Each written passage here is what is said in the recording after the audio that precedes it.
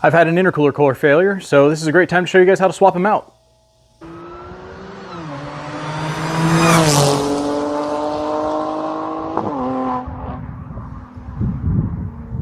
All right, everybody, welcome to Audi 3.0t owners, and today we're just going to jump right into the DIY of removing these intercooler cores. I'm going to show the process just on one side because I'm only removing one intercooler core, but you should be able to apply that knowledge to both sides. It's fairly simple.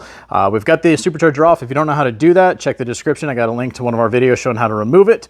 But the first step, remove this crossover coolant pipe. Pre-step, make sure there's no liquid left in the intercooler cores. If you haven't already, drain it completely. Then you can start to remove this. Be very cautious not to strip these bolts out. I believe they're T25s, maybe T27, possibly T30. I can't remember. As you can see, I've got Phillips heads on mine because I've had to replace them because I did strip one of these out. So yeah, make sure you don't strip them out. It sucks if you do get one lodged in there, but go ahead and remove 3 screws from each side and carefully pry this away without damaging this pipe. You don't want this to crack. I've already got that side done. I'm going to take this side off and we'll go to the next step. Okay, so we just got that removed, and we'll flip this over so you can look at it. You can see these things have some black washers on the inside, and those should be replaced whenever you remove these. Mine are actually fairly new, so I'm not replacing them this time. Also, I'm going to have to do this job again soon in the near future. But in any case, make sure you replace those, and we'll talk about what you need to do when you put this back onto the supercharger. We're going to set this off to the side somewhere safe, come back to the supercharger. So you can see this is the front of your intercooler cores. You want to make sure these get cleaned up if you plan on replacing them or reusing them for whatever reason. Like this one's not coming out, so I'm going to clean the face of this up really good. But over here, this one, I'm done with this one, so I'm not going to clean it, but we're going to spin the supercharger around and look at the back of this and talk about what you need to do to remove this.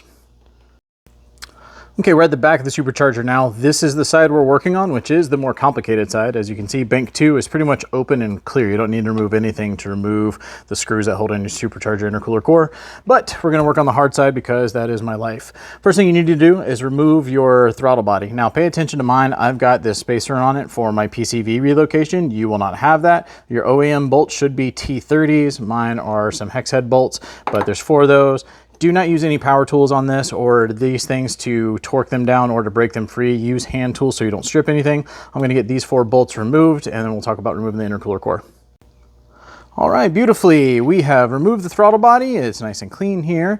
Now we've got 6 bolts holding on your supercharger intercooler core. So I'm once again going to use a hand tool with T30s. They're all T30 bolts to crack those loose. Once you crack them loose, if you want to switch to a T30 that's in an impact to speed the process of removing those out, that's totally fine. Just don't send them home and torque them down. We'll talk about what you need to do when you replace this. So let me get these removed and I'll show you the best and easy way to remove this out of here without struggling. One other quick note, if you have any kind of aftermarket bleed screw, you want to make sure you remove that before you toss these into the trash. So here's where a lot of people mess up on doing this job. They try and either pry the intercooler core out with a screwdriver from back here, and they either end up damaging their supercharger or the intercooler core itself, which if you're replacing it, no big deal, but still you don't want to risk any damage to the aluminum housing of your supercharger. Or they just take a hammer and start whacking at this.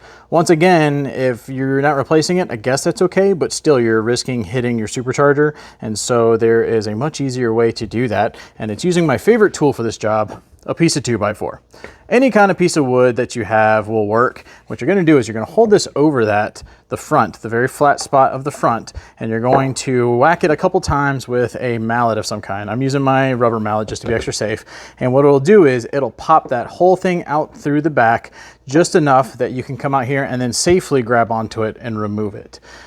This is the easiest way. It'll take just a couple strikes. It doesn't damage anything, especially if you have to reuse the same intercooler core. This is how you do it without damaging it, because if you smack this in the front and you dent this part in, then you won't be able to get your crossover coolant pipe on there correctly. All right, let's get this done. Got it on here nice and flat. There we go. And as you can see, it's already moved back about 1/4 inch. So once that's out, you can try and move it out with your hand. And luckily mine is coming out very easily. If yours is stuck in there, you can gently pry. I would try and pry on with something plastic, like a trim tool or whatnot. But that's how you remove the intercooler core without damaging anything.